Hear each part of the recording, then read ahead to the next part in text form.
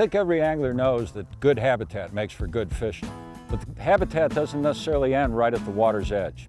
What's on the shoreline of the lake, the shore of the stream, what we call the watershed, the area that the water runs over, drains into the lake or stream, has a lot to do with what's going on in that fishery.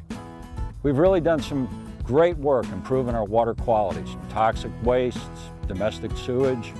Waters are cleaned up, they're coming in, but we still face two really significant factors. One of them is sediment.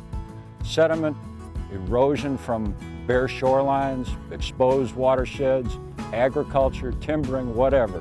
That sediment all winds up in the lake. Affects the quality of the bottom, covers up spawning sites. We don't have any laws really that deal with sediment erosion. It's a non-point source pollution that just comes in, but it definitely affects the habitat.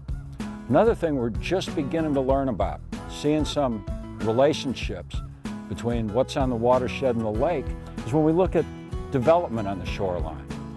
It alters the vegetation, nutrients, fertilizers used on the land, takes out the vegetation that might, what we call the emergent vegetation growing along the shoreline.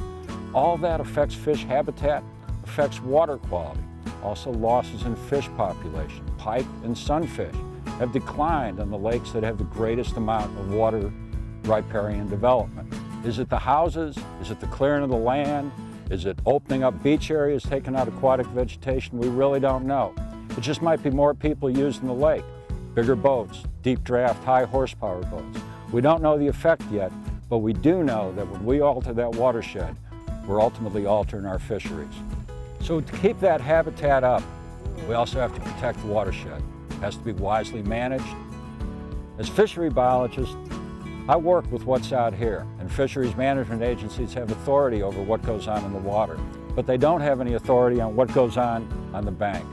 This is where other agencies and where private landowners, corporate landowners, have to play a big effect. Take care of the watershed, the fish will probably take care of themselves.